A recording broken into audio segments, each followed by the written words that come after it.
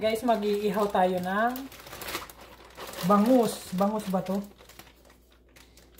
Mukha siyang bangus. Kamag-anak ng bangus. Pero hapon. Hapon siyang bangus.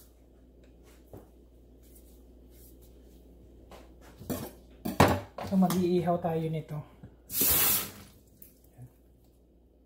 Siyempre, kailangan natin linisan.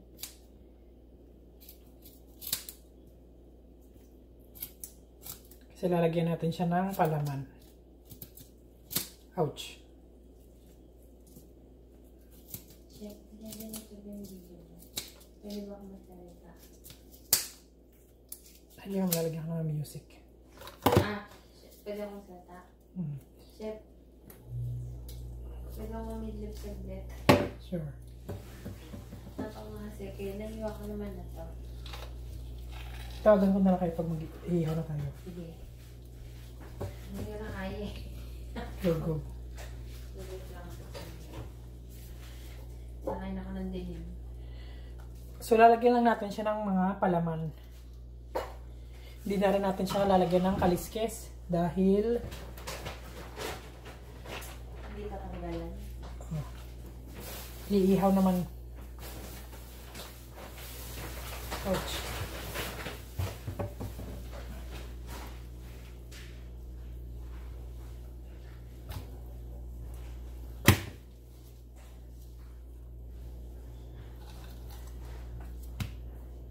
Ayan.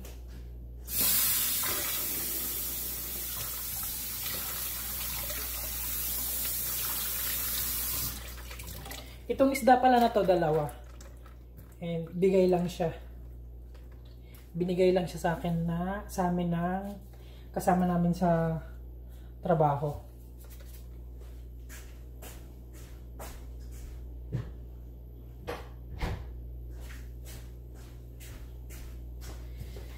So after nito, hugasan lang natin. Siyempre yung ano niya, ang tawag sa ganito, hasang. Dinudukot siya dito. Ouch. Kailangan nyo magdahan-dahan, matutusok kayo. Masakit. Mas masakit pa sa pag-ibig pag naghiwalay kayo.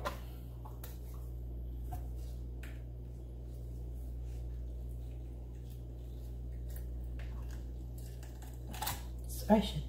Ito ang tinatawag na hasang. Yan, pagkatanggal niyan. Sa Pilipinas, itong ganito, pinakakain namin sa aso o niluluto namin to. So, sa mga ascals, tsaka pussycat dolls. Yan, nabanlawan lang natin siya.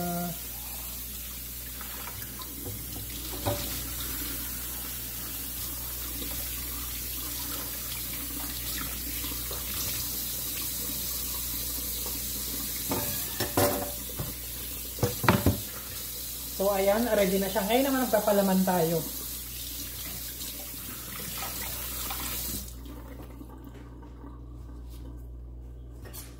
Kailangan lang pala munang hiwaan natin to dito ng konti.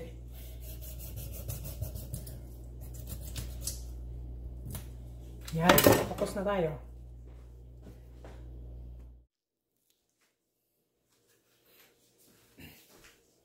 Ayan guys, so after natin siyang linisan, lalagay naman tayo ng pinaghalo-halong kamatis, sibuyas, at kung ano-ano pang hinalo dito, palaman sa tiyan nitong isda.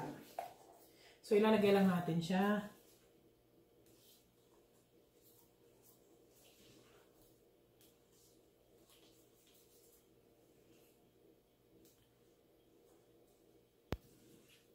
So, kailangan lang siya laging nakasiksik. Siksik natin para mas malasa.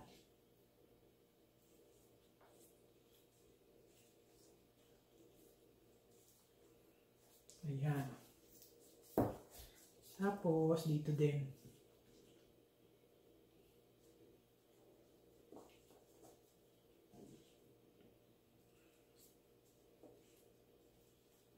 So, magsa-summer, ilang months na lang, 1 month siguro. Magsa-summer na dito sa Japan. So, maraming mangingisda na yun, nangingisda. Actually, dito sa paligid namin, yung sapa dito sa tabi ng bahay, is marami na din isda. So, nakikita namin yung dami nila. Meron din dyan nangingisda. At alam nyo ba, dito sa Japan, ang mangingisda is nagbabayad sila. Ang parang, kung tax yun or permit around 5,000 para makapangisda sila sa kahit saan. So, magbablog din tayo ng pangingisda. Hindi lang ngayon. Kasi yung nagsasama sa amin is busy pa sa work. So, ayan, ganito lang siya. Yan. Tapos, kung tayo sa labas, syempre, iihawin na natin. So, yun lang. Pero bago tayo mag-ihaw, please subscribe. Subscribe na po kayo. Dahil, naka 1,000 na rin ako. So, kailangan ko din ng watch hours. And thank you so much sa mga nag-subscribe sa akin. And hindi nag-judge dun sa mga videos ko. Although, bago pa lang din naman ako sa pagbablog, hindi na ako marunong mag-edit. So, pagpasensyahan nyo na. Step by step. So, yun lang. Thank you and mag-iihaw na tayo.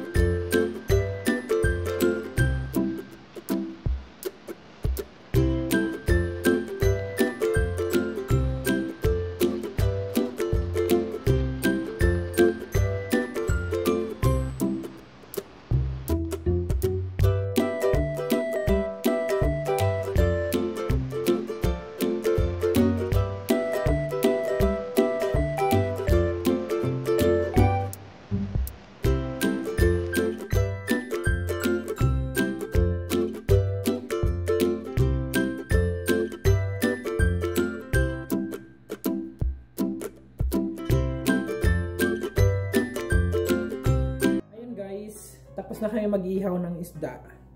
So, until now, hindi ko alam kung bangus ba talaga siya or kung anumang klase ng isda. Kasi, kamukha siya ng bangus. Pero, yung laman niya is wala namang mga tinik kagaya ng sa bangus. So, yun.